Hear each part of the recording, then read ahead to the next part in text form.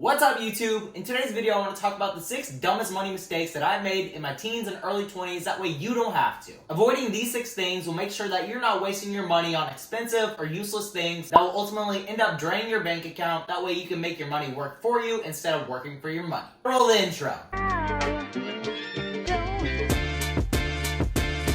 I haven't always been the most financially savvy and devilishly good looking guy that I am now. No. Here, take a look at young Greg. Does young Greg look like the type to save and invest? Hell no. When I was 17 and I was working at Cinemark, I bought my first car cash. Now this wasn't all too bad though. I bought a cheap SUV, but eventually it broke down and I had to get a new car. I was working 2 jobs at this point and had a pretty sweet flow of cash coming in, and I was living with my parents, so I decided to splurge. I wanted a Mustang. Doesn't every 18-year-old boy want a Mustang? Well, I bought my dream car, and it was the first car that I ever financed. And man, oh man, did the dealer bend me over. You see, I thought I was getting a great deal because I was getting my favorite car for under $12,000, but I wasn't reading the fine print. I was young and dumb, and I was paying over 20% interest on a car loan. That's more than some of my credit card interest rates. Now you might be wondering, Greg, did you ask the dealer what your APR is? No. Did you try to negotiate at any point? No. Were you concerned with anything besides going home with this car and the free donuts that they had to offer? Hell to the no. I just wanted to leave with that car and some free donuts. And those donuts ended up costing me thousands of dollars. If you've ever shopped for a car and you have a decent credit score, you'll know that the average interest rate for a car loan is between 2 and 6%. Of course, being so young and naive and with little knowledge of how credit works, I really got screwed over on this deal. I owned this car for about a year and I was paying $400 a month, and about half of that was going towards the interest alone. Imagine if I had kept that $400 a month instead, I would have saved nearly $5,000.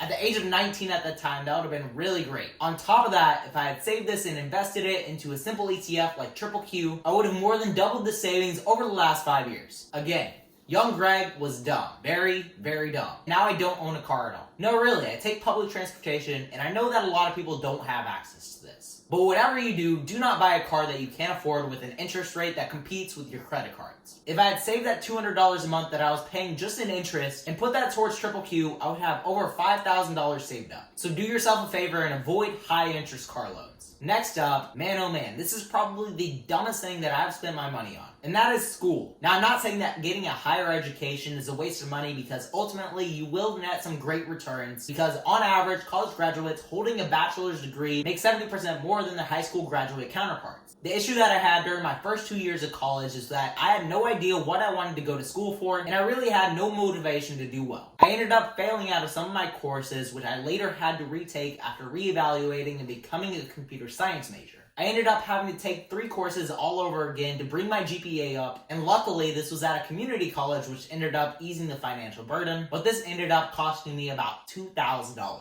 I'm still in college right now, pursuing my bachelor's degree in computer science, now at a 4-year college, and now I'm much more dedicated to my studies than I was back then. If you're going to school, especially in a competitive field, it's so important to maintain your grades, because it's such a harsh world after graduation, because pretty much everybody has a college degree now. So you really have to make yourself stand out with good grades and extracurriculars in your field of study. Trust me. Retaking classes is not fun. Having to listen to the same old lectures over again really ended up eating at me, and especially my wallet. As a computer science nerd, I've always wanted to keep up with the latest and greatest technology, and I've kept up with pretty much every phone update there was. You name it, I probably had it. The explosive Galaxy Note 7?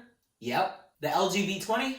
Yeah. The modular Moto Z? Damn right. And of course, I made the switch to the dark side, buying the iPhone X most recently. If we add up the price of these 4 phones that I've owned over the last 3 years, that adds up to $3,300 I spent that has totally gone to waste because I only own one now. Keeping up with the newest phone each and every year has become increasingly expensive, as most flagships are now costing over $1,000. If I put that $1,000 a year into Apple stock over the last 5 years, which has seen an average return of about 30%, I would have more than doubled my investment with $11,000, and quite possibly the best company that you can invest your money in. I still plan to keep up with new phones, but just not as frequently. The iPhone XS and the iPhone 11 weren't massively different from that of the iPhone X, so I plan to keep this phone until there is another major update, which for iPhones this seems to be every 4 to 5 years. And this will ultimately end up saving me $4,000 in cash. Now this next money mistake is something that I still buy to this day, because it's an addiction that I just can't kick.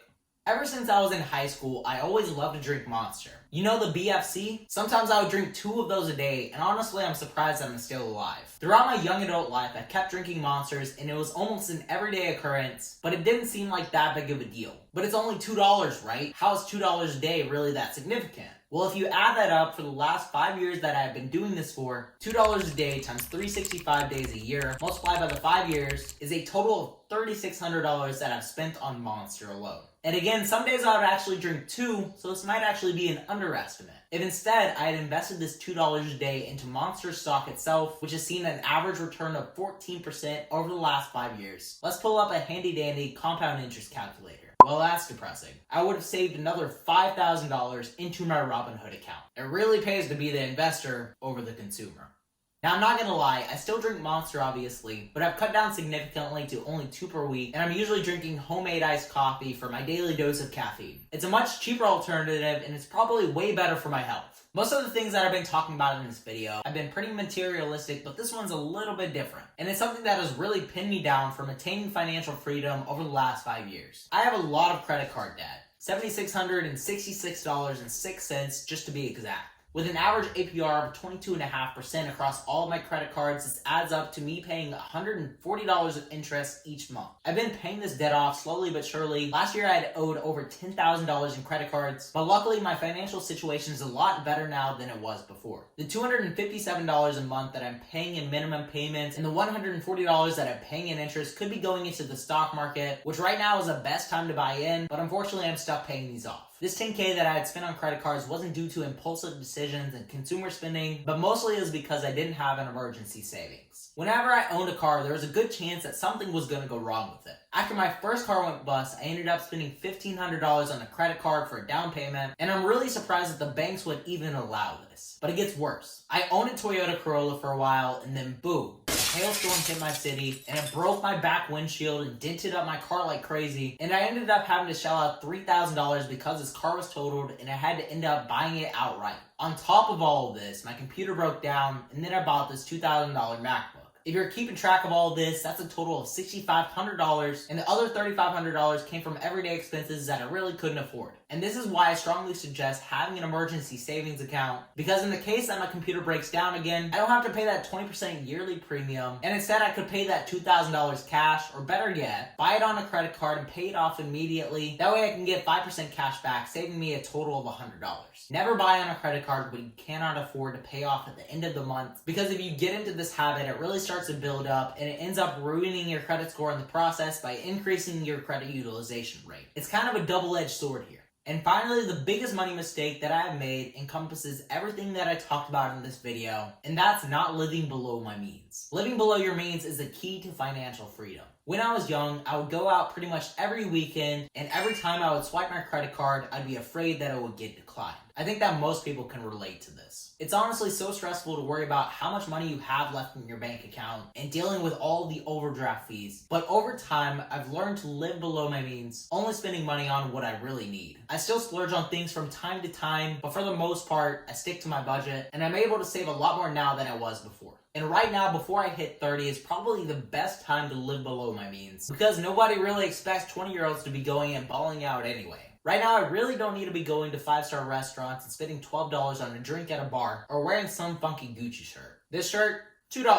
Kohl's. I think that right now, spending your money on what's going to make you the happiest is the best way to go. And for me personally, that's putting it into the stock market. I save roughly 40% of my income, and it's mostly going towards paying off my debt and into the stock market. That way I can reach financial freedom sooner. I have a plan to have $1 million by the age of 30, and I know that the more money I put into the stock market, the quicker I'm gonna get there. I've also found that creating more sources of income helps to increase my savings rate and the sheer amount of money that I'm saving. And that's something that I've recently been looking into with web development, the stock market, and financial consulting. I'm also looking to monetize this YouTube channel, so if you want to help me out, subscribe if you haven't already, and make sure to leave a like on this video if you enjoyed. As always, if you want to keep up with what I'm investing in, be sure to check out my Discord. It's the first link down in the description. I post all the trades that I make on there, so you can find some good option plays and the most undervalued stocks. With all that said, guys, remember to stay positive, stay green. I'll catch you in the next one. Bye, guys.